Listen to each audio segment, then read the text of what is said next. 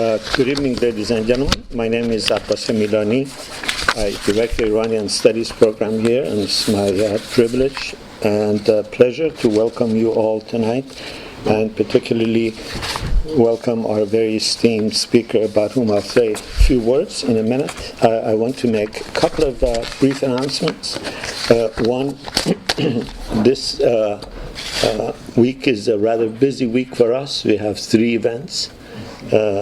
Today, tonight, tomorrow, we have a much anticipated event at the Bing Center, where we have this musical prodigy from Iran who gave her first concert at 12 in Iran's most important concert hall, Rudaki, who is now 17 and being trained in the Vienna Conservatory, one of the Vienna's better conservatories. She will be receiving the Beta Prize for Young Artists, and she will be performing 4 remarkable pieces that she has chosen. She plays the piano, she plays classical Western music, and she is really a remarkable player. So it is for free at Bing Center tomorrow at 7. And if you have never been to Bing Center, this is truly a double your pleasure, double your fun, as they used to say in the ad, because the acoustics is remarkable in that building, and she is a very remarkable artist. And then the last event for the quarter comes very close after that on Thursday. Hushang Shahabi, very, very creative, eminent, erudite scholar, is going to talk about culture wars and dual society in Iran. Hushang Shahabi has given talks for us a couple of times, and it doesn't matter what he talks about, whether it is rice cooking or takhdi or culture wars or Iranian Shiites in Lebanon.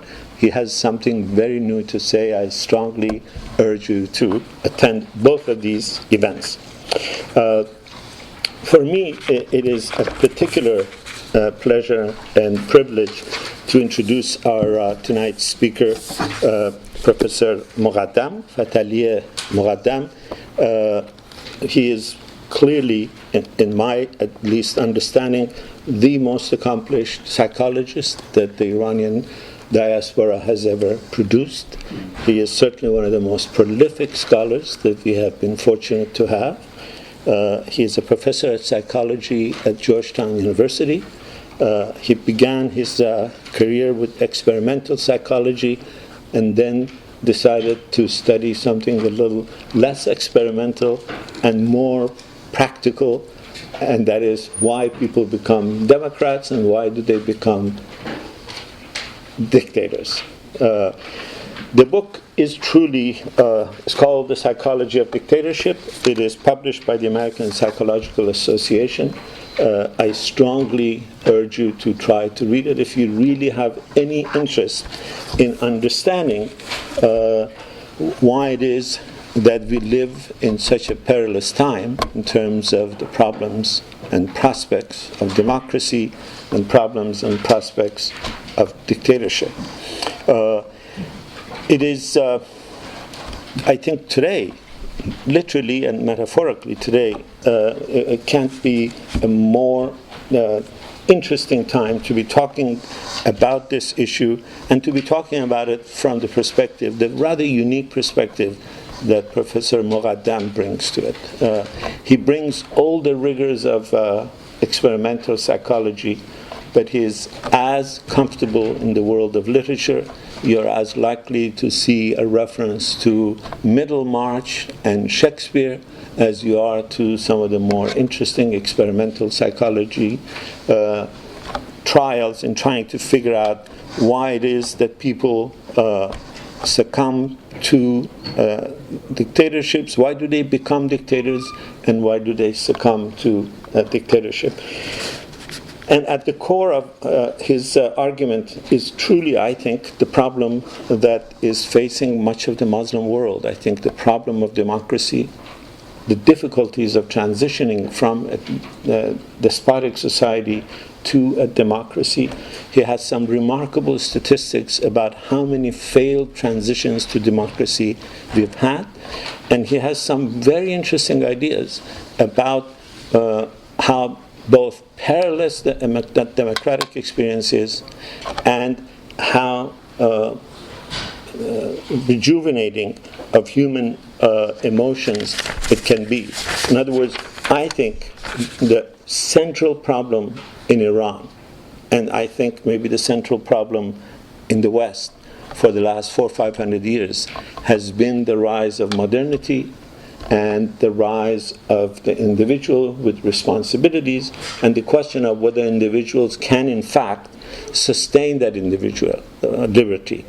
I was talking with Professor Moghaddam. Many years ago I translated the Grand Inquisitor, Dostoevsky's Grand Inquisitor, which is a discussion of whether in fact Christ was right in surmising that people want freedom, or the Grand Inquisitor was right, that people want certitude, but want certitude that they're willing to give up their certitude. That is really the core of this book. It is full of fascinating discussions about both the psychology, the social psychology, and the disharmony between structural change and psychological change, and why that disharmony accounts for the many perils that we face today in societies that are trying to jettison their despotic past and embrace a democratic future. So it has been for me a pleasure to read the book. I strongly urge all of you who have any interest in this, and it is my privilege to welcome Professor Moghaddam.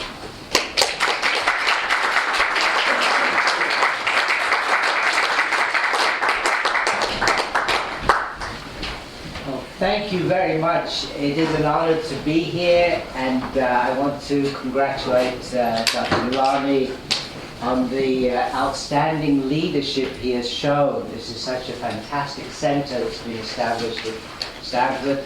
I think I've visited the major Iranian study centers around the country, and I'd say this is by far the best there is.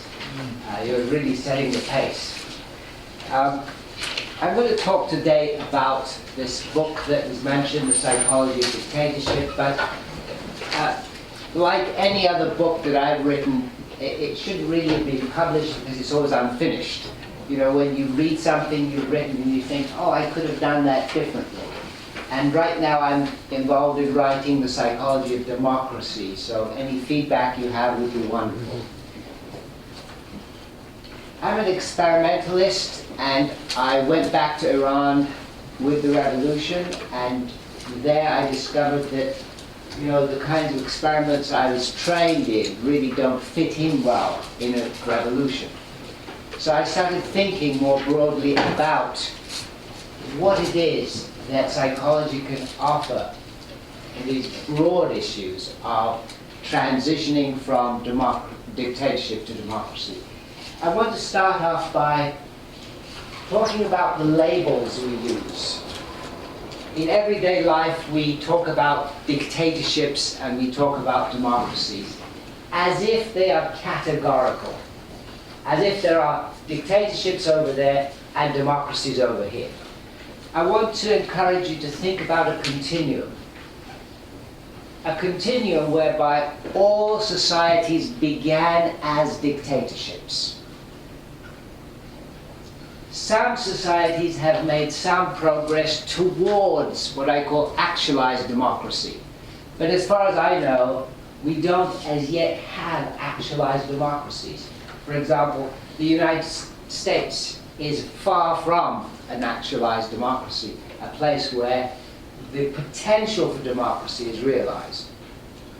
I've taught in Sweden, Norway, those places, and I think they have made some progress, but I wouldn't say they are actualized democracies. So what I want to start with is this idea of a continuum. The continuum involves some countries making some progress, but the other point about the continuum is that it's not inevitable that progress is in one direction. We can have movement backwards towards dictatorship again. And we've seen this historically. For example, Germany was, in the 19th century and much of the early 20th century, the most advanced country in terms of science, technology, much of culture, high culture. When Freud visited America in 1910, he visited and gave lectures at Clark University. They didn't need a translator when he spoke German, because the professors spoke German. German was the advanced language of the time. Germany went backwards. And there are other examples of countries going backwards. For example, it seems to me Venezuela has gone backwards. And there's signs recently that Turkey is in trouble.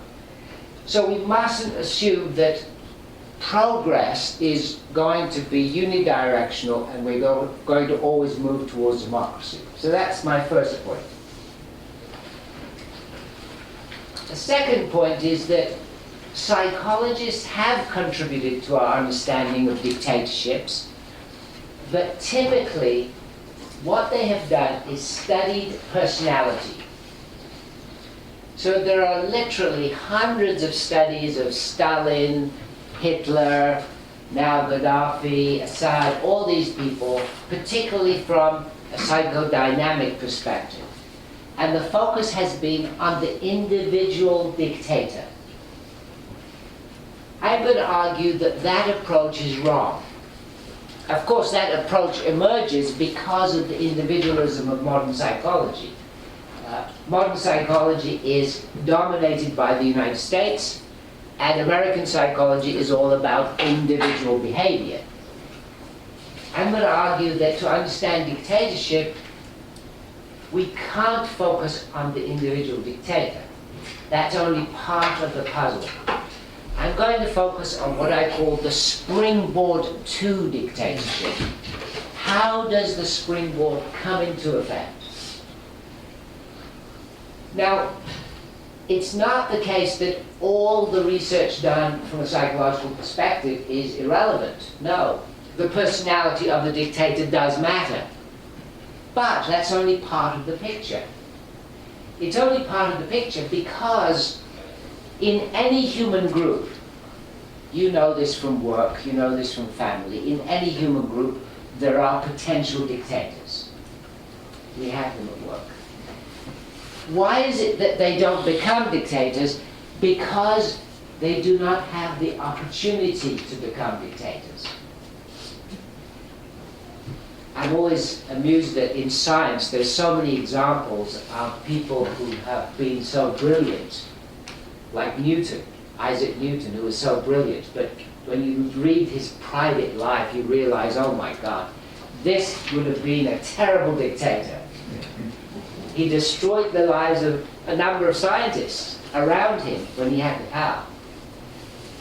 So individually, if we focus on personalities, we can find people who are as narcissistic as Hitler was. The difference is they did not have the opportunity. So I'm going to focus on what I call the springboard to dictatorship. What are the conditions that give rise to the springboard? Now, one of the issues we have to deal with is definition, because we might have these debates about, well, one person's dictator is another one person's, democratically elected leader. What is a dictator? Under 2 here, I give a definition. Dictatorship is ruled by a single person or a clique. For example, I regard China as a dictatorship, and there it's not a single person, it's a clique who rules, that is not elected through free and fair elections and not removable through popular election. So you can't get rid of the dictator or the clique who are dictators. With direct control of the security apparatus that represses political opposition, without any independent legislative and judicial checks, with policies that reflect the wishes and whims of the dictator, individual, or clique, So the whims of that clique or the individual determine things, rather than popular will, and with a high degree of control over education, mass media, and communications and information systems, as well as the movements of citizens towards the goal of continuing regime rule. So the goal of dictatorship is regime rule. So if we ask, well, why is it that these regimes put up with low standard of living or terrible conditions for their people? Well, the whole purpose of the dictatorship is to continue ruling. That's the secondary part is, well, are people having a good standard of living? That's the secondary part. What distinguishes between that and a democracy? There are a few criteria that I bring in for a democracy. For example, later on when I discuss the springboard to dictatorship, you might ask, well, doesn't that mean that the United States is a dictatorship? But I'm going to introduce these criteria. One is the town square test. The town square test is a very simple test. Can you go to a particular country and stand in the town square and say what you want? In an organization, I guess it would be the water cooler test. You know, can you go to the water cooler and start complaining about the organization and not be killed, not be arrested, not be put away? That's rule number one. I would say, according to that rule, places like the United States pass the test because we can, whatever the faults of the United States, we can at least say what we want here. So I think I can. Yeah. But I know I couldn't in Iraq. And I couldn't in Russia. And I couldn't in China. So that's a very simple test. The other test I would put forward is the vote them out test. It's very easy to vote people in or to have a referendum and get a power put into place, but can you get them out? That's a very important criteria. Now there are some other criteria for a democracy, but I'm going to stop there. Those are the simplest. Now, let me talk a little bit about the springboard to dictatorship and the conditions that enable the springboard to come into place. I've mentioned that in any human group there will be potential dictators in terms of personality characteristics. The springboard is the key, but it doesn't mean that the potential dictator is without power. What we often find is that the potential dictator is able to influence the situation so that he can, or it's usually a he, we've got very few female dictators. He can influence the situation to bring into effect the springboard. And I'm going to give examples of that later. So it's not that the potential dictator is helpless. The potential dictator uses opportunities to bring into effect the springboard. What are the characteristics of the springboard? How does the springboard come into effect? Number one, threat. Perceived threat, external and internal. If you want to highlight one of the few really strong psychological relationships in social behavior, it's between external threat and internal cohesion. When the group is threatened, the group becomes cohesive and supportive of the leadership. Look at the polls before 9/11 and after 9/11. Immediately after 9/11, support for Bush jumps up. There are so many historical examples of this, in addition to experimental evidence. Margaret Thatcher was going to probably lose the elections. Along came the Falklands War, and she won. Interestingly, in her autobiography, The Downing Street Days, she discusses the Falklands effect, and she says, you know, the media made too much of that. I would have won anyway. But the fact is, the Falklands War helped her a lot. So one of the key things about dictatorship is that the dictator will focus on threat. For example, if you look at the leadership of North Korea, the leadership of Iran, whenever they are in trouble, sensing problems, they will exaggerate the threat from the outside, particularly the great Satan, and they will focus on the threat inside. Now, unfortunately, this involves repression of minorities and often repression of women as well. That's often the case. In the classic instances, such as Hitler, of course, he had his focus on the Jewish threat, and then he used that kind of thing as an excuse to crack down on internal dissent. So there are lots of historical examples of this. This psychological relationship between threat and this natural tendency for human groups to gather around, support the leader. In times of conflict, aggressive leadership rises. This is even the case in democracies. For example, Churchill was exactly the kind of leader who rises to the top during war. He's not a great peacetime leader. So that's number one. A second factor in the creation of this springboard is insecurity. Insecurity that is created in large part by the regime. A feeling of political and economic insecurity where you're not sure what's going to happen, you're not sure what the economy is going to do, if your life is going to collapse, and that large-scale insecurity that is created by the regime translates into personal insecurity.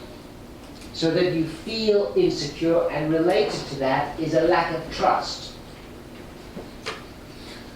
A lack of trust not just in the regime, not just in institutions, but in your neighbors, in your family. If you look at the extremes of this, for example, Stalin's Russia, where family members would not trust one another. There's a wonderful book called The Whisperers about people who disappeared during Stalin's time. And family members who could not trust each other, the wife who couldn't trust her husband. In Iran after the revolution, I found several families who had been turned in for various things by their own children. The children having been duped at school. A lack of trust where your neighbor might be informing on you. And of course, this is exaggerated by the rumors spread by the agents of the regime. The whole idea is that you can't trust anybody, so don't get together. You can't have more than 5 people getting together, otherwise that is a problem. The lack of trust in dictatorships prevents mobilization and prevents people reacting against the regime. This links up to a sense of collective helplessness. Psychologically, this is very important. Feeling helpless, you can't do anything against the regime, even collectively. There's a large psychological literature on learned helplessness. It started with Seligman's work with dogs, where in different conditions, you would give electric shocks to dogs. Imagine a simplified experiment where you have two conditions. In condition one, you shock the dog and the dog can get out of the enclosure. In condition two, you shock the dog cannot get out. After a while, the dog just lies down and takes the shocks. When you present that second dog the opportunity to leave, it has now learned to be helpless. It won't leave. It will just lie there and take the shock. That kind of learned helplessness translates into a collective learned helplessness in dictatorships where there is extreme repression and people just will not react to extreme conditions where they're deprived, their standard of living has gone down, very difficult, repressive conditions, but they don't react collectively particularly.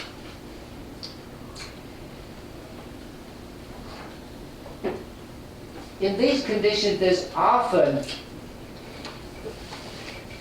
a message from the dictators, or would-be dictators, that they are the ones that can revive, that they are the ones involved in a revival, and it's often a moral revival. We often forget that part of Hitler's message was about a moral revival in Germany. It wasn't just economic. It's exactly that message that comes along with dictatorships that are, for example, in Iran right now. The notion of a moral revival happening over the last 30, 40 years. Unfortunately, you get the same kind of message right now in places like Turkey, where I see dangers. We can debate this if there is any disagreement. I got into trouble about 6 months ago because Mrs. Erdogan, the Prime Minister's wife, was in Washington, and there was a ceremony, and I had the opportunity to present her with a package as a gift. And my book had just come out, and I put it in the package thinking, well, I'll give it as part of the... So, you know, we're there, and I'm giving her the package, and I'm walking off, and she said, oh, what's this? She pulls her hand in the package, gets my book out. And she says, oh, she stands with me and takes a picture. Oh. By the time I got home, I was getting so many emails from Turkey. People saying, yes, you told her. And the people who had organized that event were pressuring me to apologize. And I didn't. I said, well, I didn't do it. I didn't pull the thing out. And by the way, look what's happening.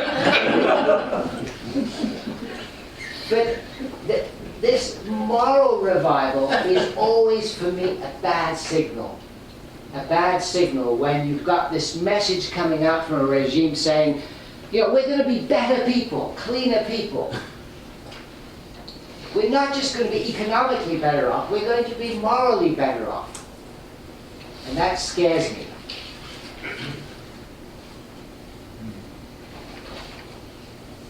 Another factor in this process is the support of elites. You often find when there is a surge towards dictatorship or a continuation of dictatorship, particular elites and institutions play a very important role. Unfortunately, the military and the church, they play a very important role. Now, it's not surprising, because they are hierarchical. They are the kinds of institutions where you have to carry out orders, and you must not question. If the leader of the military says, do this, your job is not to say, well, let's debate that for a while. You know, if the Pope makes a declaration, or an Ayatollah makes a declaration, we have to follow. So it's not surprising that historically the church and the military have been at the forefront of bringing about and sustaining dictatorships. Look back to South America since the Second World War. Between 1945 and 1980s, the dictatorships that survived were, I'm at Georgetown, a Catholic place. Catholic institution, Catholic Church supported dictatorships all the way through. I even give in the book examples of where priests would give comfort to torturers and killers. They would give them comfort by praying with them, telling them they were doing the right thing. So key institutions, key elites, and this is something we often forget.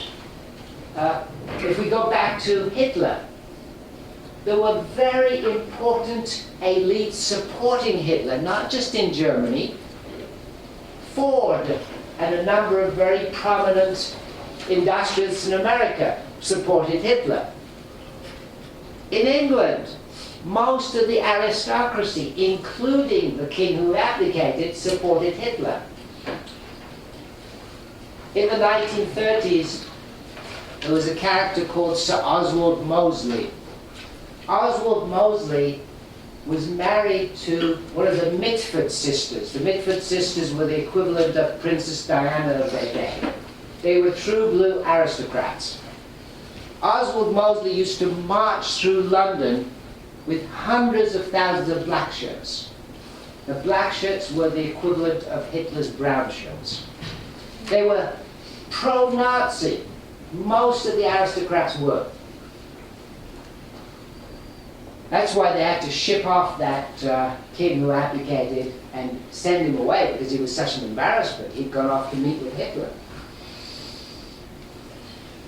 So the shift to dictatorship doesn't happen without the support of these key institutions and key elites. And often it happens because they think the dictatorship is good for business. And this is one of the myths, actually, about Hitler, that he was good for business.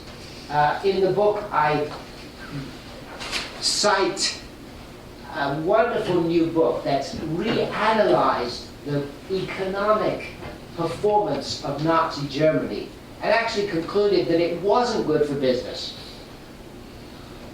But the myth persists that dictatorships are good for business. Of course, they are good for a very small elite who siphon off all the money. That's good for business for them. Now, another point I want to raise here is about crisis incidents. I mentioned that the potential dictator can play a role in activating the springboard to dictatorship. And this often happens through crisis incidents.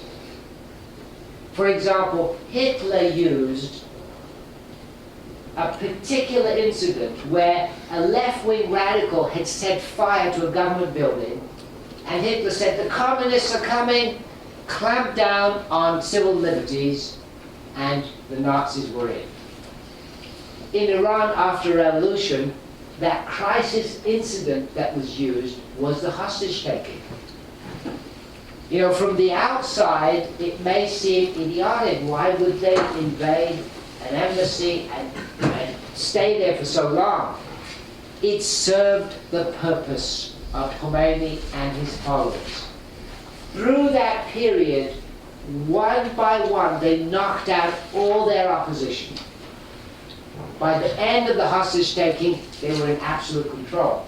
And very importantly, women had been excluded from the public sphere. That was one of their initial aims, and the crisis incident allowed them to do that.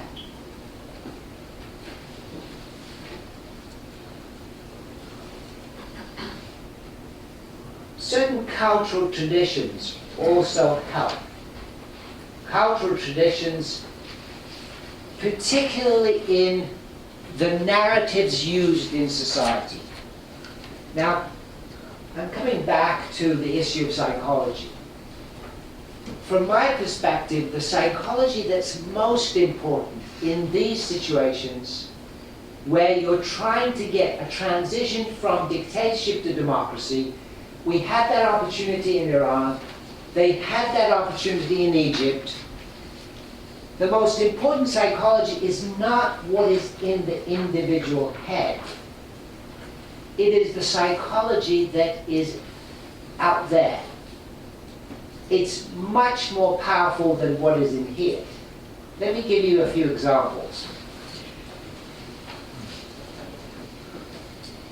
There's a wonderful study by Claude Steele, who I think is retired now, but he's an African-American psychologist, and is on stereotype threat.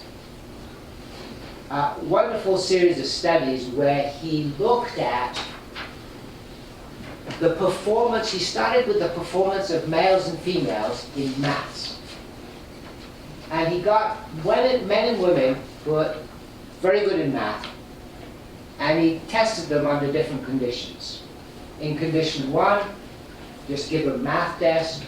In condition 2, you very subtly introduce the concept of gender. Very subtly. The result is that when you introduce the concept of gender, the scores for women drop.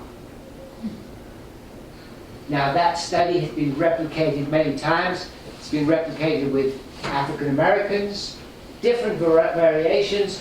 The one I love, which was a bit of a joke, was white men can't jump. They were measuring how high white men jump, and in one condition they remind them, oh, by the way, you know, what's the stereotype? Now, why is that powerful? Because the stereotype is not just in here. It's no use me saying, oh, I'm going to fight that stereotype. I will not conform to that stereotype. It's useless because the stereotype is not just in my head, it is out there in society. It's in the narratives we use. It's in our social relationships. So it takes longer to change. When you think back to the Arab Spring or the revolution in Iran, the question is, there was a burst of freedom. Initially, everybody could do more or less what they wanted. When I went back to Iran, the army, the military was non-existent, the police was hiding, women were free. How is it that a year later, everything was repressed again? How did that transition happen? It happened because of the wider narratives. It wasn't just because of individual psychology. It was because of collective processes. Now, unfortunately, Western psychology is just catching up with some developments in Russia.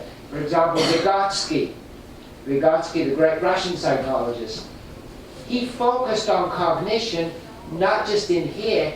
He said cognition takes place in 2 stages. First outside, and then it's assimilated within the person. So he's starting from the big world. The group, the collective is always going to be first, then the individual. Before you and I arrived in this world, there was already a culture, there was already a set of norms, there was already a way of life that we assimilated into.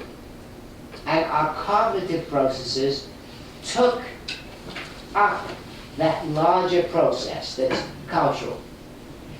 So in thinking about the transition from dictatorship to democracy, we have to think of the larger picture, not just individual psychology. But of course, the other part of this is that it's a rule that I call the macro-micro rule. macro processes, the maximum speed of change is always going to be faster than micro processes. You can have a revolution overnight. You can change laws overnight. You can write a democratic constitution overnight. But now I have to abide by that constitution. I have to learn the skills necessary. I have to learn the social relationships necessary. I have to learn how to be democratic in relation to others. And that takes a much longer time. So we have this very slow, painful process where you have Mubarak collapsing, Morsi taking over, but then suddenly Morsi seems to be becoming Mubarak. And then the whole thing collapses. Let me come back to the individual dictator. Because I began by saying that most psychological studies have been on the personalities of dictators. And I said that I'm not going to focus on that because for me the most important factor is the springboard to dictatorship.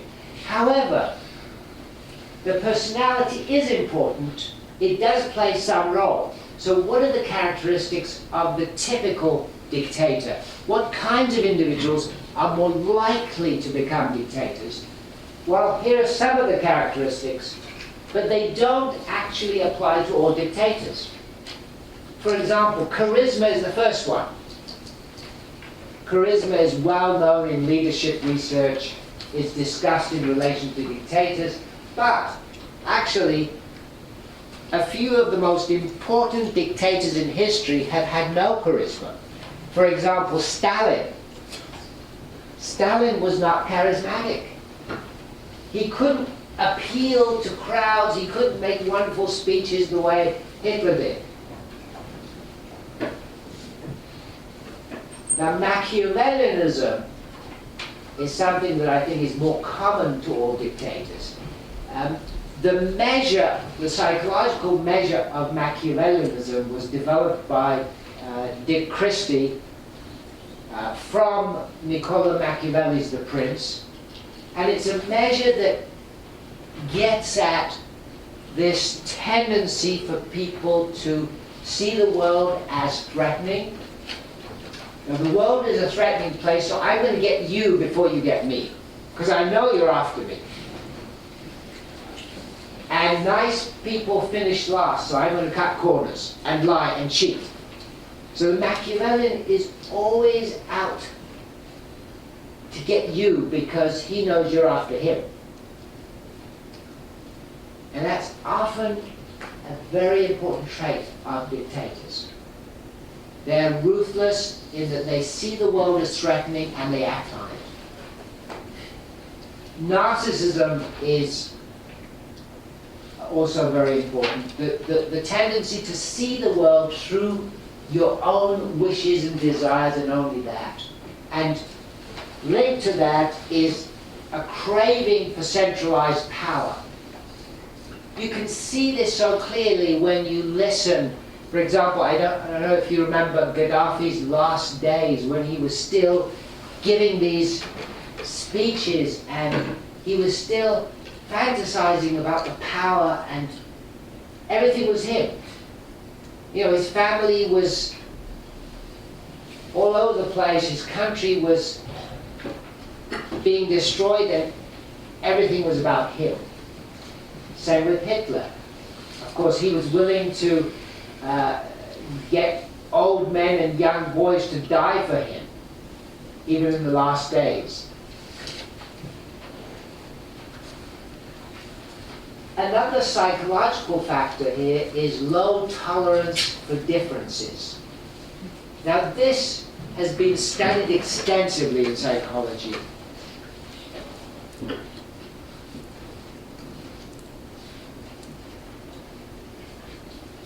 Dictators typically have very low tolerance for ambiguity, for anything that is in the middle, gray, uncertain. They want certainty. And in their world, it's black and white.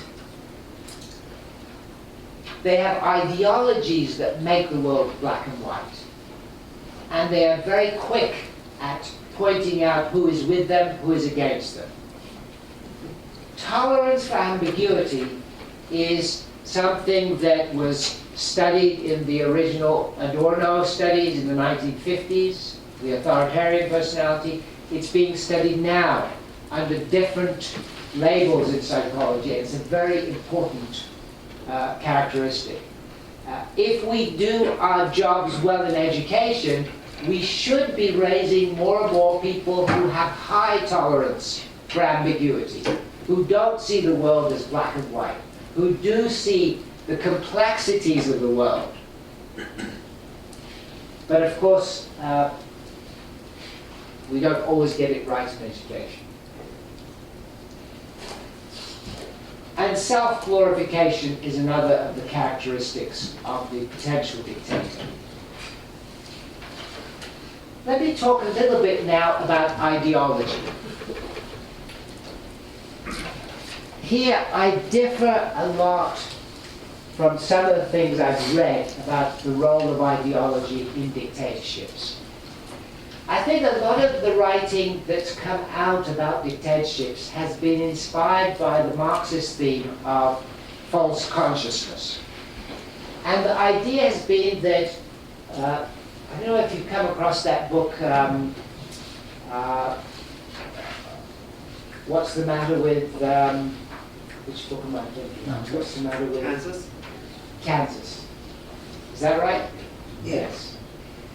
Where it's a sort of journalistic book that looks at people in Kansas and says, look, these people should be voting Democrat, why are they voting Republican?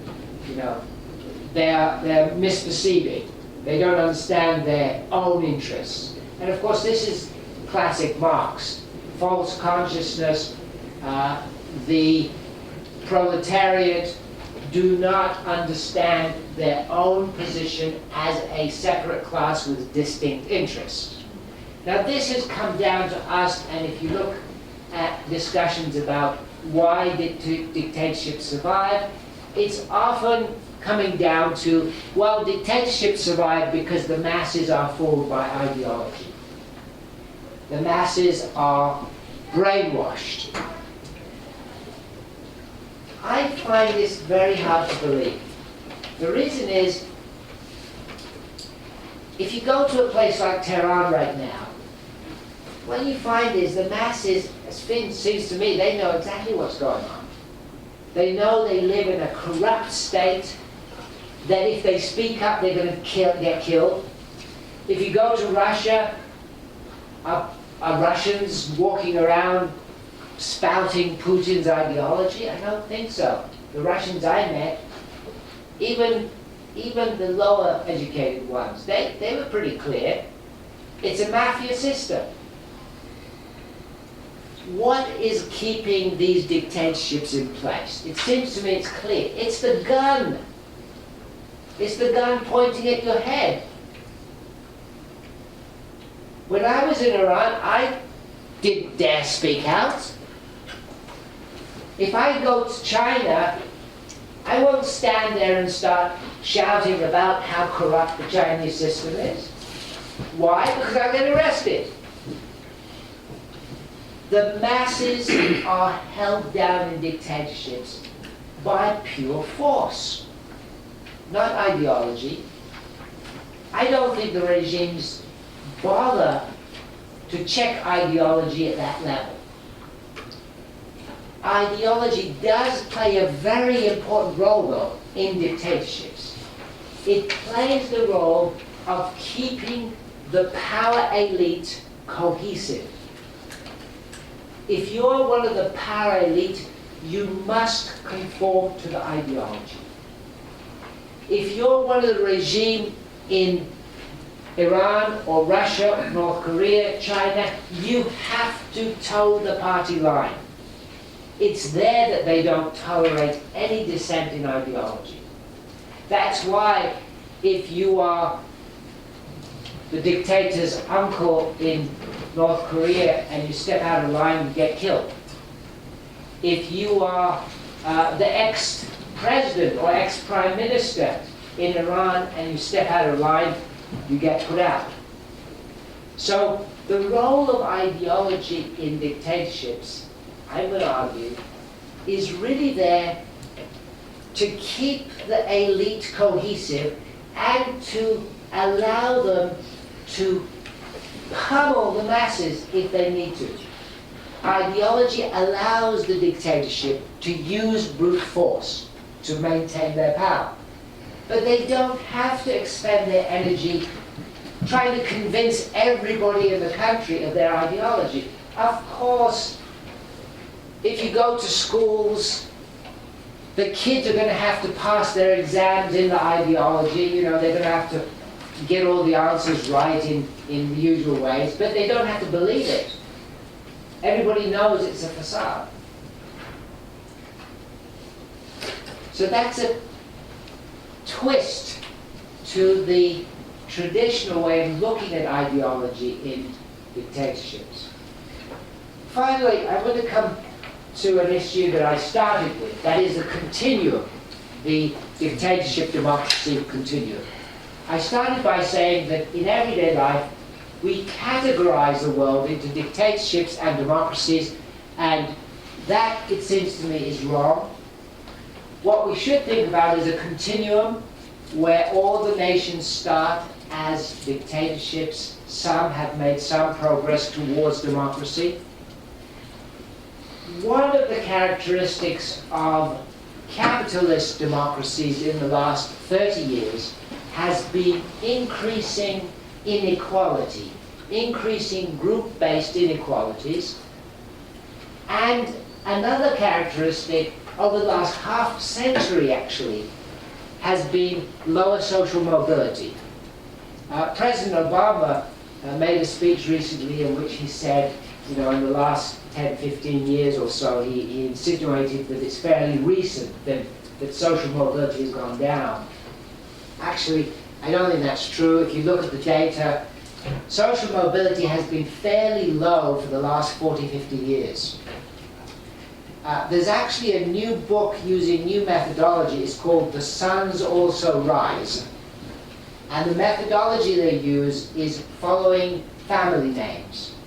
And they've done a cross-cultural study suggesting that actually social mobility is fairly low across cultures. So one of the questions I want to leave you with is this. Given increased inequalities in resources, and given low social mobility, do these trends have any implications for democracy?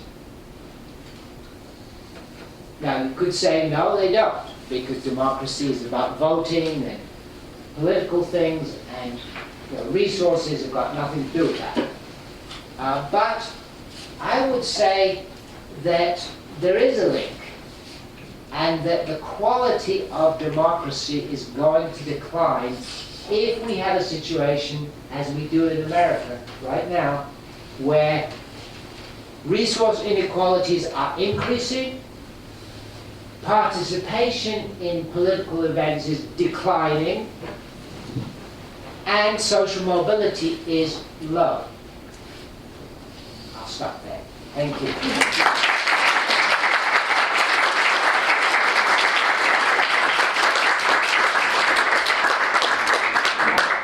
If there are any questions, I'd be happy to. Please. Thank you so much. I was hoping that you would spend a little bit of time on external factors as part of your springboard. Yes. I'm specifically thinking of, you were talking about Latin America. I was thinking of our friends in Guatemala, are almost there in Iran. Yes. And how the external factors caused the emergence of dictatorship. Extremely good question. There's no doubt that at least with respect to third world dictatorships, external factors have played a very important role, particularly during the Cold War era, where the Soviets and the United States were basically backing any power they could in order to try to defeat the opposition.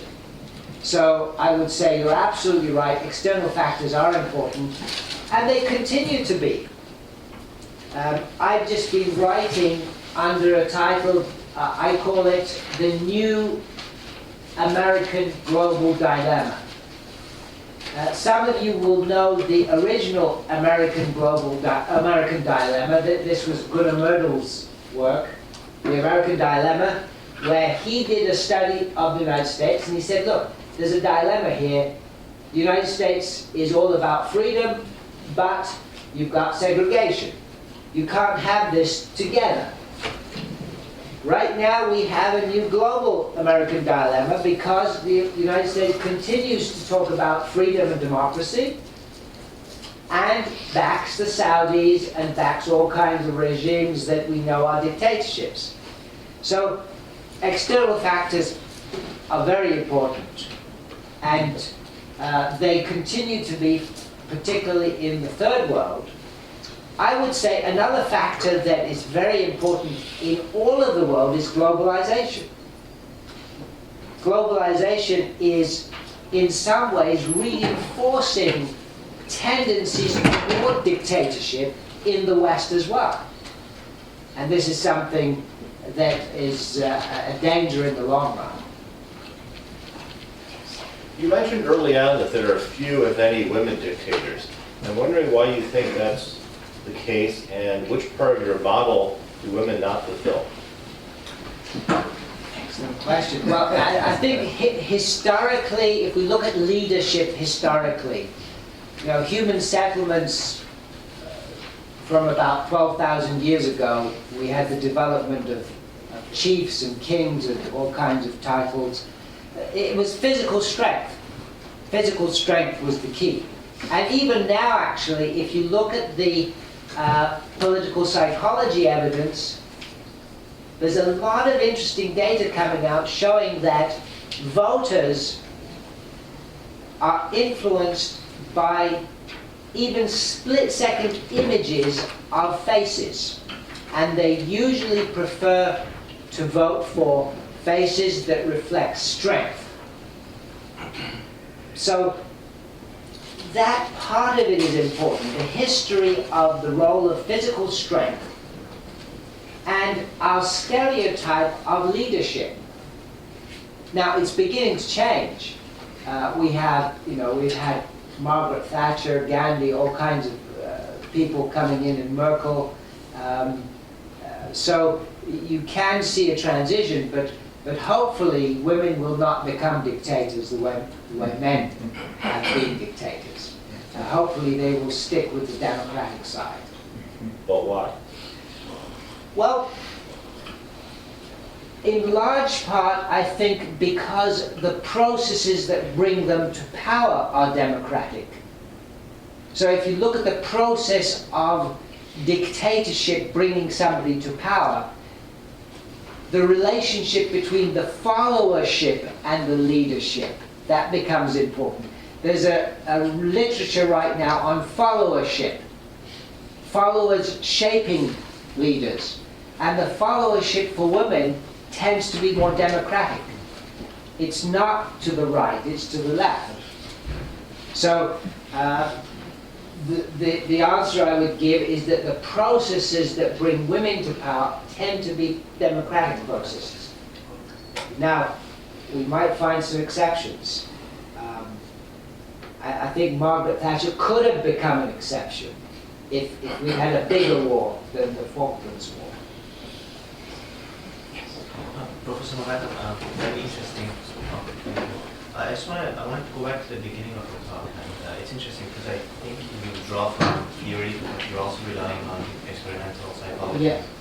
Very rightfully, I think you were critical of experimental psychology, and I think a lot of people forget that a lot of that is done Western societies that are, in a historical sense, very unique, Yeah. maybe not Yeah. extendable as easily.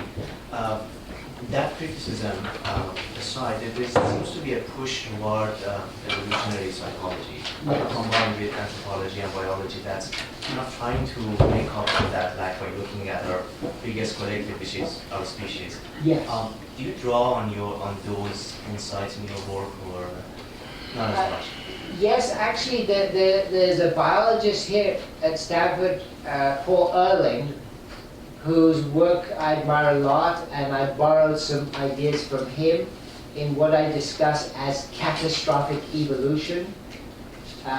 The idea is that some of what we are seeing in terms of radicalization in the Islamic world, that can be interpreted as a kind of reaction to what I call catastrophic evolution. Ehrlich talks about pre-adaptation and what happens when life forms come together suddenly without pre-adaptation, without preparation. Well, often it's extinction. So you get the decline of one kind of life form. Now, do we have that in the human world? Yes, we do. North America, there were probably about 100 million people living in North and South America when Columbus arrived. How many of them survived the next few centuries? When Columbus arrived here, there were 15,000 languages in the world. 15,000. There are now 6,000 left. By the end of this century, most of the languages that are alive today will be dead. So what's happening is that we have decline in diversity in human life forms, and one evolutionary interpretation of what's going on in Islam right now, the traditionalists and fundamentalists have reacted to what they see to be a danger for them. That's their decline. I mean, imagine if the Shah had been in power for another 30 years. Would there have been a decline in traditional Islam? I don't know. I mean, Dr. Milani is much better equipped to answer that. But they saw that danger. Yes? How much of this psychology of dictatorship and democratic behavior coming from the leaders, how much of that rests upon the audience? And let me just throw in the word crowdsourcing and quorum sensing, and the way a school of fish moves in one direction or the other. And then if you've got a dictator, the school of fish would be moving in the direction of the dictatorship. And when you touched on the insecurities of individuals, if we touch on this crowd, this school of fish, and there are insecurities, and insecurities are, let's say, brown eyes versus green-eyed groups of people, that there was a study back in the 70s that I'm sure you know. Yes. So what I'm getting at is there are complexities, and the crowd by itself, the audience, has a lot to do with who will get on the top of the mantle. Yes. I think if we look at the new research coming out about followership, what are the characteristics of the followers that impact on the type of leadership you get? That comes back to something like what you're saying. I would put it slightly differently, though. I would say, let's look at the culture, the larger culture, and particularly the collective narratives that persist in society. Those collective narratives are in not just the written book, but they are in our social relationships. And they persist, and they carry through, and they can influence the type of leadership that comes into place. So, let me give you an example.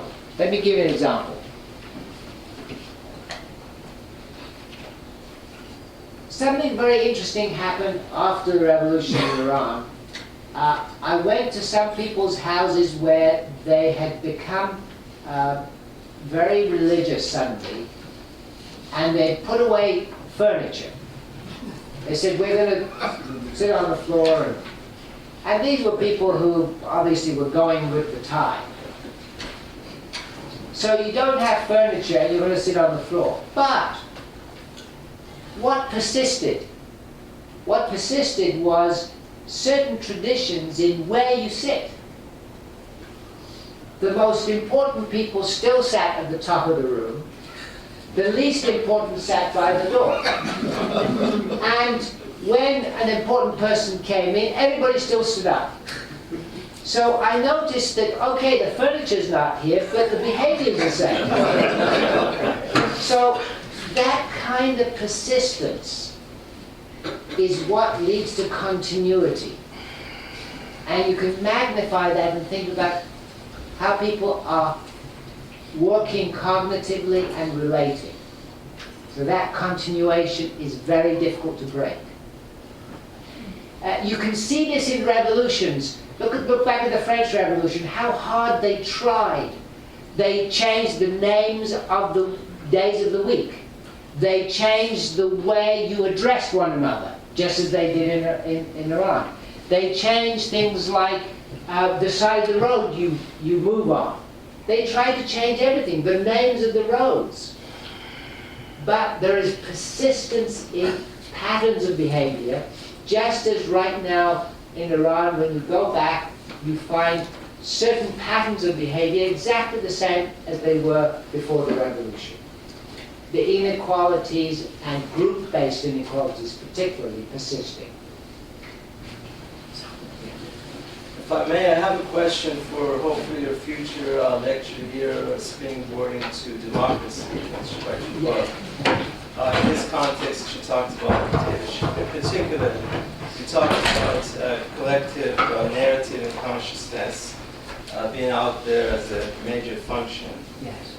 So, especially for Iranians being such a twilight of helplessness, Yes. there's a quintessential example is not our generation, our father's generation is still waiting for things to change right away. So how do you foresee in that context that adaptation you talked about that generally is needed? In springboarding to democracy, what are the elements that essentially allows for this transition to happen by way of changing the narrative? Are we talking case of Iran centuries? Are we talking age of enlightenment? Are we talking Renaissance? And if so, how? In the context of today's era? That's a very simple question. I think that's an excellent question. I want to start not by talking about Iran, but thinking back to the continuum and talking about the United States. And it's challenging because I've just in preparation to write a new chapter for this book, I've been reviewing evidence about voters in the United States and other democracies. First of all, even in the most important elections here, barely 50% vote. People who go to jail in places like Virginia lose their voting rights, not just while they're in jail, afterwards as well. There are all kinds of things that prevent people from voting. Then when we look at who votes and how do they vote,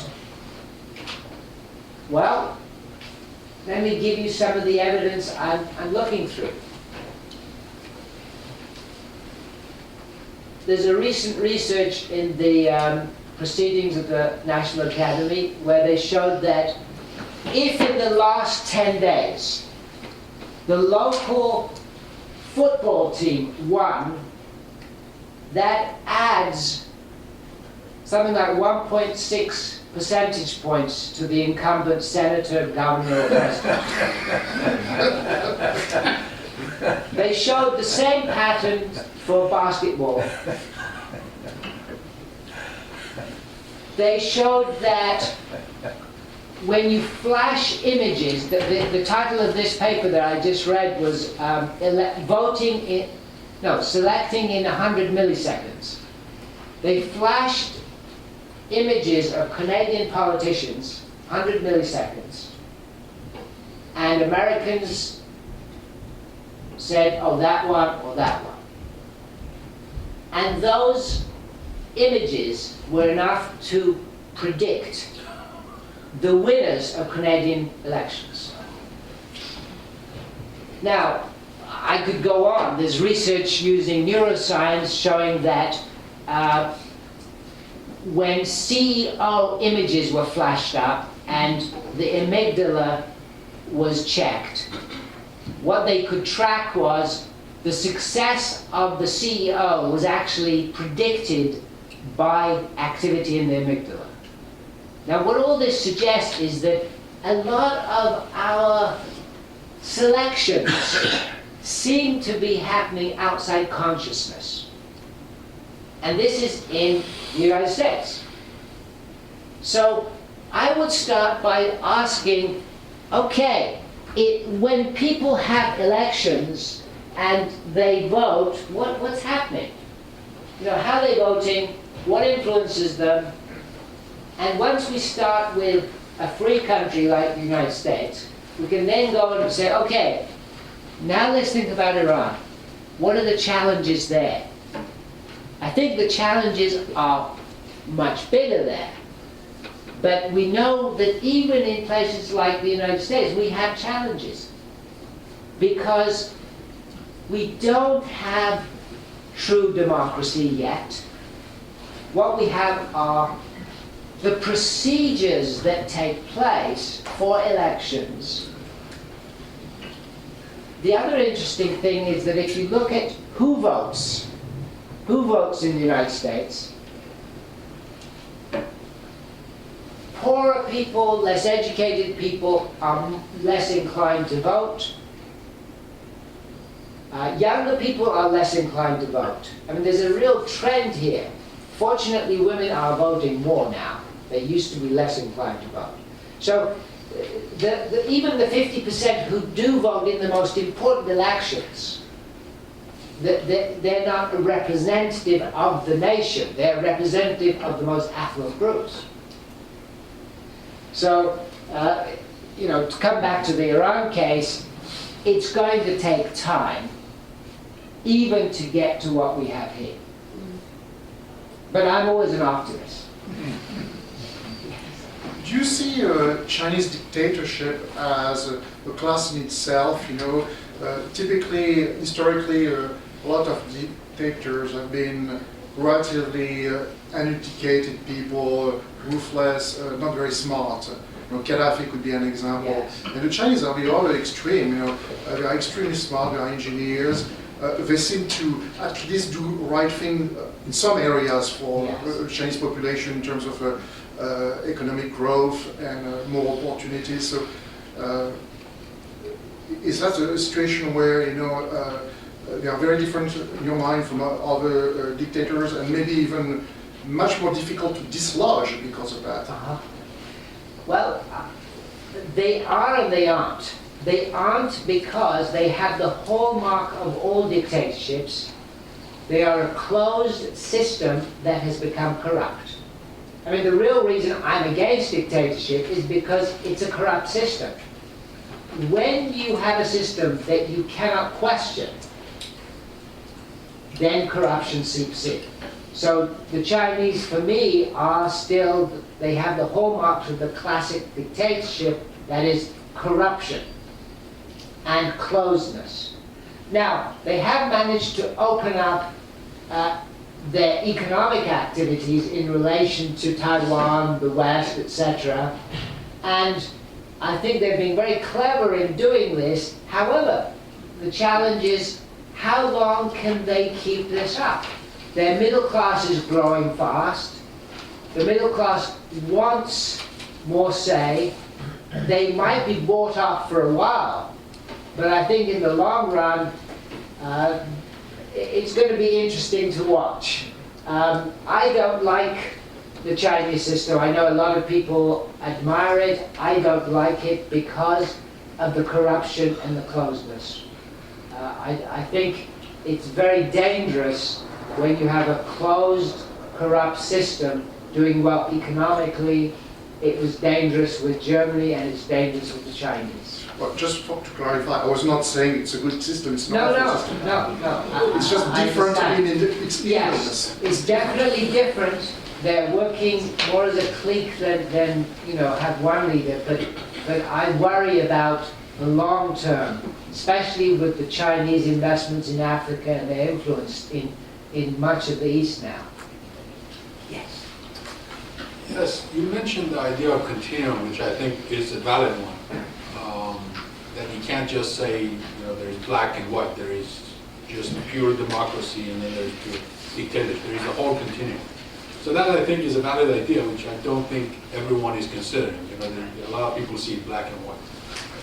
So within that context, I think it would be helpful if you give us some examples of your own. I can think of myself, some examples. I guess everybody could. But I'd like to know your examples of the extremes, of the extreme dictatorship. Let's say today or in the last few decades. Yes. Extreme dictatorship and extreme or best democracy, if you don't want to call it extreme. Right. Let's say, for example, one that would be maybe somewhere in the middle, or not exactly at the extreme, would be Singapore, which in some ways it has some freedoms, but it's not true democratic. So where would you put Singapore, and then where would you put some other examples of good and bad? Right. That's great. If we had time, I've done this exercise in other meetings where we give everybody a list and each country it can be placed on a continuum. And interestingly enough, we find this high agreement.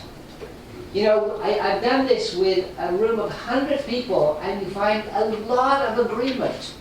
Now, with places like Singapore, it becomes tricky because some people say, okay, there are dictatorships that are good for you. And they often cite, oh yes, Singapore, or they go back to Ataturk, or they say, oh, that was a good dictator. Again, it's a matter of whether you see this as a historic transition or you come back and say, well, Ataturk was good, why don't we have another one? So with respect to the extremes, I would say, North Korea, we would probably all agree is an extreme. Slightly less extreme than that would probably be Iran and Saudi Arabia. And, so I would certainly see Russia as a dictatorship and China as a dictatorship, but, it's not Stalin and it's not Mao. So there's slight differences. But I think if we did this as a group, we would find quite a lot of agreement. Now, it could be that we're all wrong, I don't know. Yes. How do you see, on your analysis, how do you see Israel fitting into this? Well, this is tricky. In one of my books, I've written that if Israel didn't exist, they would have to invent one for the Middle East. Because wherever you go in that part of the world, whatever discussion you have, people say, oh, well, yes, the sewer system is not working out, but that damn Israeli thing, You say, wait a minute, what's the sewer system? They pull it out of the hat. So, if we look at it objectively, here we are in an academic setting where we can say what we want and publish what we want. Where else in that part of the world could we do that?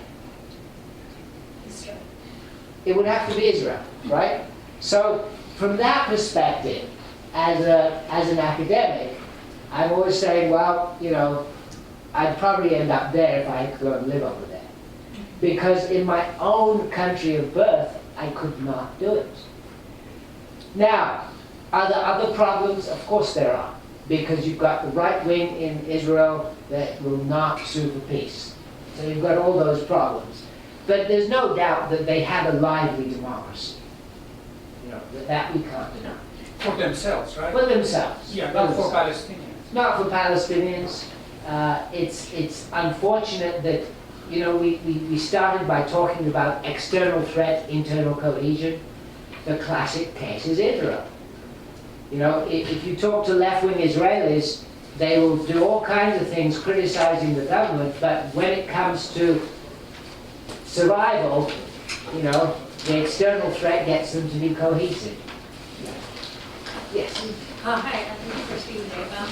My question is, how do you think economic globalization will negatively impact the legitimacy of democracy in the nation state? You know, as the rise of like supranational organizations, international commerce. Well, I think that's a very important question in relation to globalization. You know, globalization today, for me at least, is very different from anything that's come before. It has integrated security issues, and that has trumped everything else, it seems to me.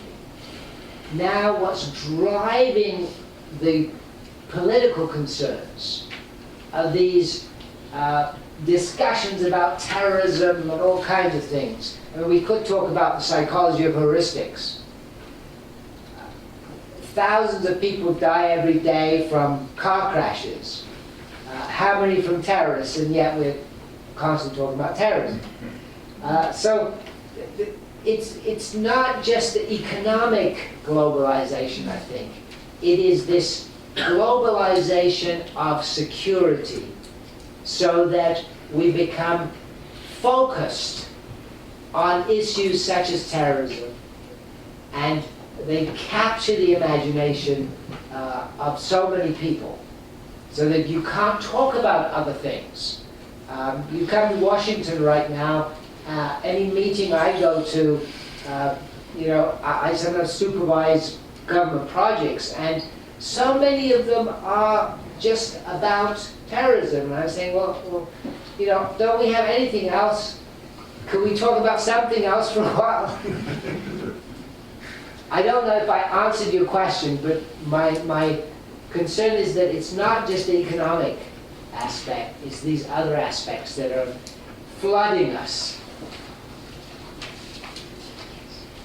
Going back to that issue of threat that you brought up earlier, it seems to me that I want to know your opinion about this idea that this threat of globalization and cultural hegemony, not just economic, but cultural hegemony, and it is a fact that I think that these traditional cultures are going to be destroyed if there is no reaction. Yes. And of course, these forces that become dictators, they are reactionary. But it seems to me that in a country like Iran, all the forces that do talk about democracy or advocate democracy, even during the Shah, they don't really have a solution for this cultural hegemony and how to preserve, how to conserve native cultures without becoming reactionary, how to remain flexible but not lose oneself. And I think until there is such a framework for thinking about culture, there's always going to be this tug of war, and I don't think either side really has a solution, because when you talk about culture in an Iranian context, at least, you know, you have people who are westernized and democratic, and you have reactionaries. Yes. Yes. That's it. Great question again. About 3 years ago, when Ahmadinejad was in power, there was a meeting on multiculturalism in Tehran. I don't know if you follow this. And they celebrated multiculturalism. Now, I think that says a lot. It says a lot to me, because it comes back to this argument of relativism. That our way of doing things is as good as the West, and each culture should be free to go its own way. Now, I'm against relativism, both internationally and nationally.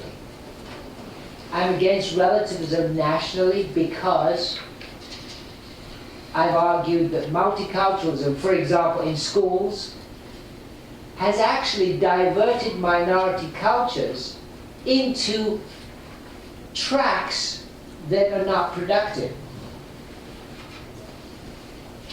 I've put forward something as an alternative that I call omniculturalism, omni meaning all.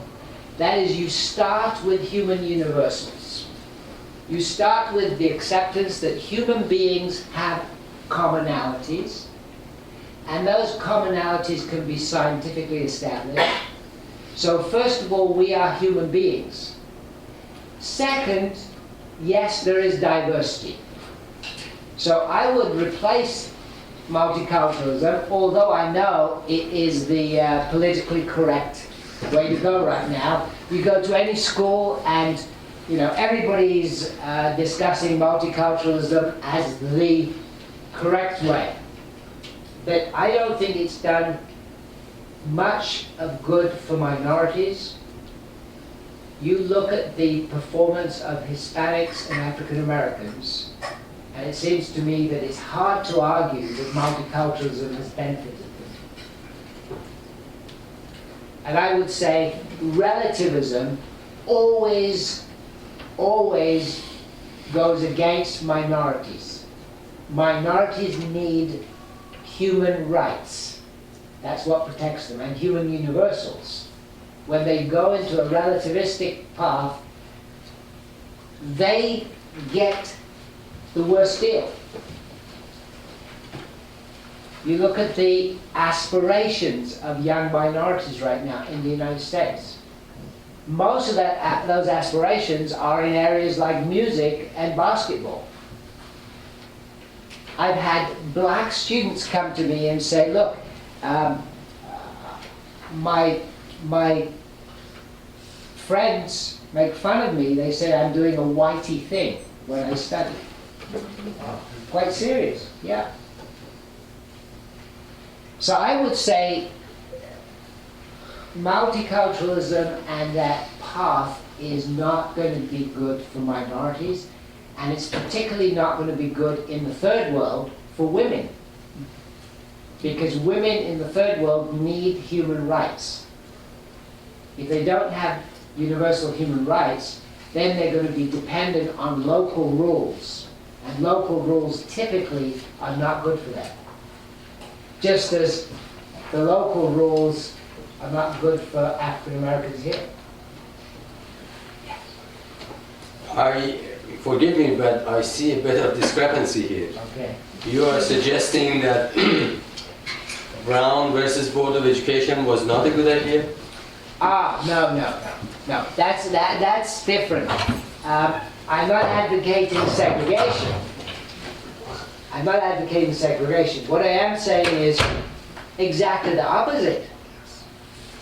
All students should be judged exactly the same way.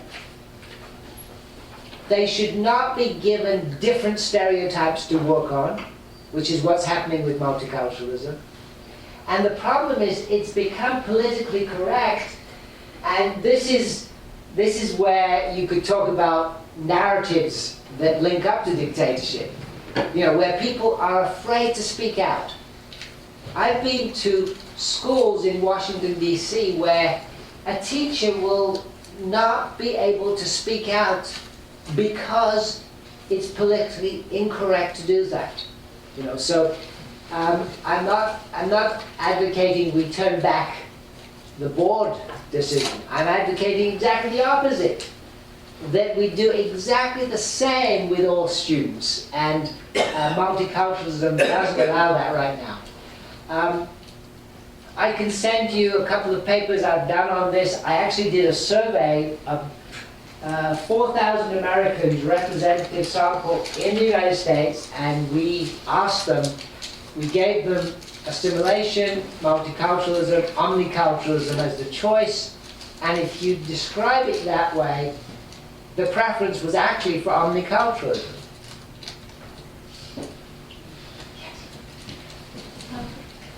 What you just described, I think, goes for an assumption that people do whatever benefits themselves in their self-interest.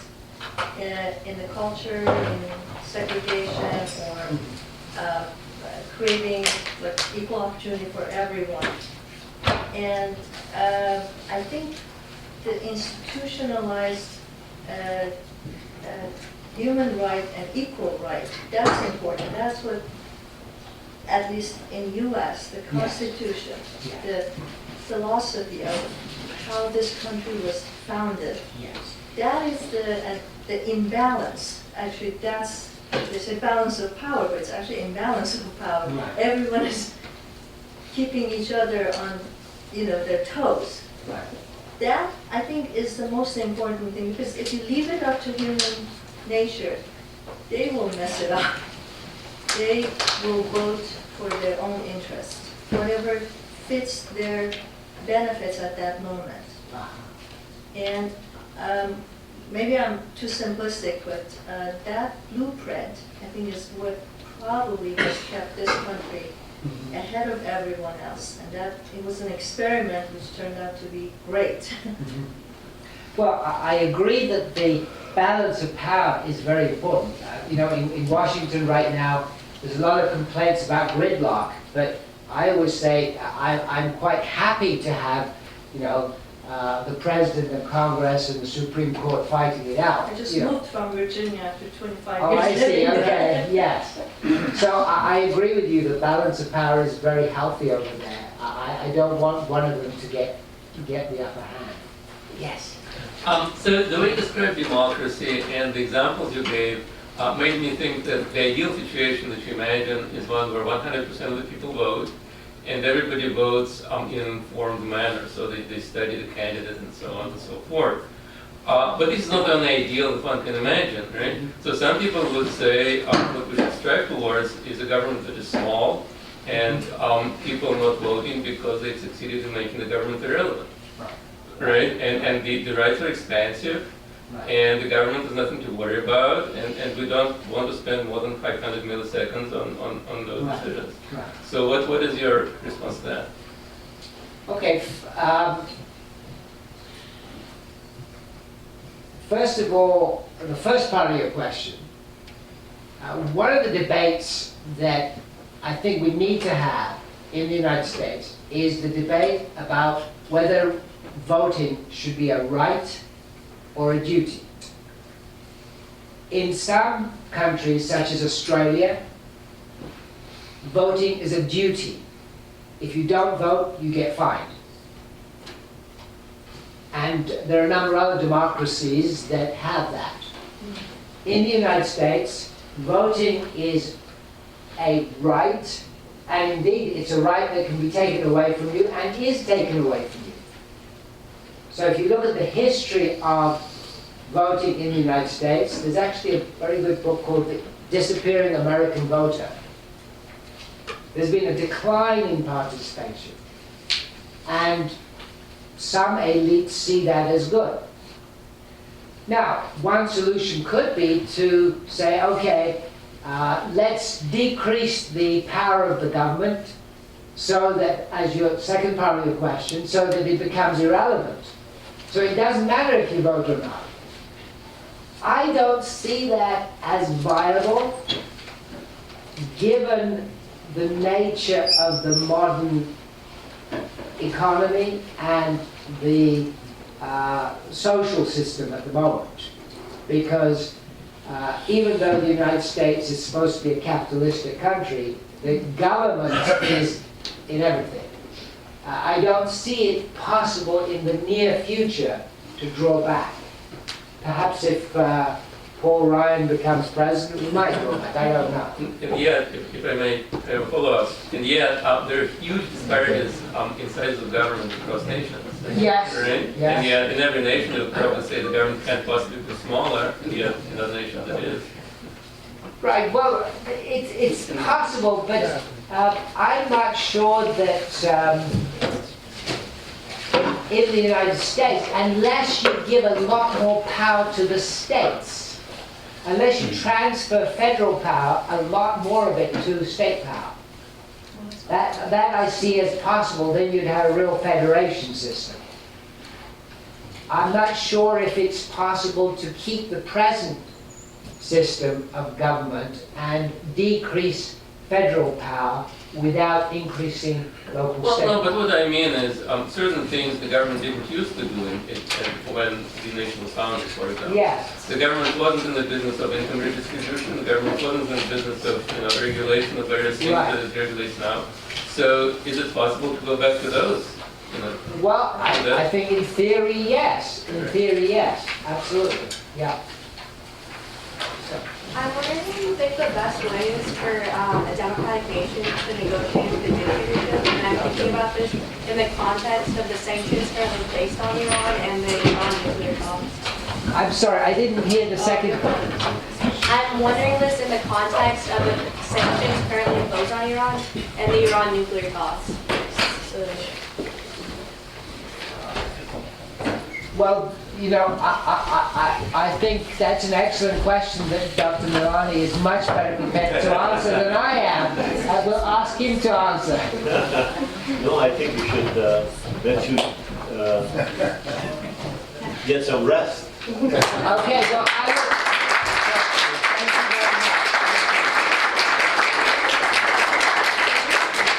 Thank you. He's going to answer your question.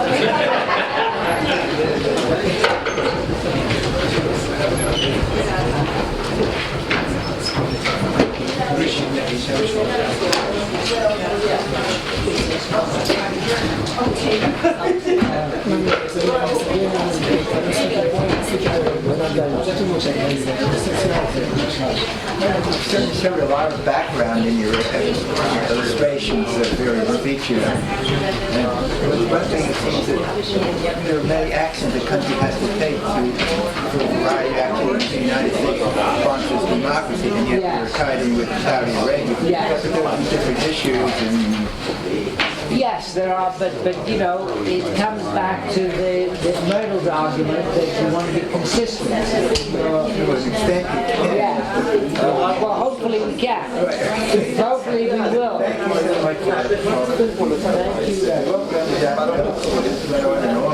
much. Thank you very much. Thank you, Dr. Thank you. Thank you very much. So, on the question that was raised about why you don't see women dictators. Yes. I think that the fact that there are not women there haven't been women dictators is a function of a small data set rather than anything else. Because if you take, for instance, Catherine the First or Queen Elizabeth I, in some older times, you have examples of women who, by chance of some sort, came out and they were perfectly adept at being dictators. Yes, absolutely. And I would argue that Christina Kirchner and perhaps Eva Peron, and maybe it would have been, had she survived Benazir Bhutto, would have been good examples of women who came to power by accidents of birth and politics and death and so on and so forth, and would, as I say, have been perfectly capable as dictators. The example that you used of Margaret Thatcher, I think, is a good example of a woman not able to become a dictator because of the institutions within which she ruled. And she would not have been, any more than Winston Churchill might have been in World War II, capable of becoming a dictator. So I think you're absolutely right. There's more to be chewed on there. Yeah, it could be the small data set, but I'm also saying that that women tend to come to power more through democratic processes than non-democratic. That was my initial argument. And you're saying that's not necessarily the case. I'll have to think about this, because I could only find 2 or 3 examples of women who were briefly dictators, and they came in through relatives. But I give the examples in the book. But I think you've got an excellent case. Yes, that makes sense. Yeah. Thank you. Thank you very much. It was very interesting. Very good.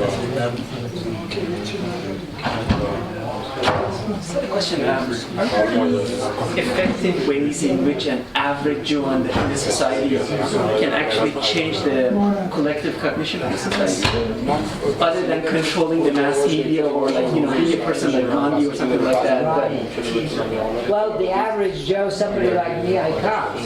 Unless you get to the levers of power and influence, it becomes very difficult. I thought I'd ask you that question.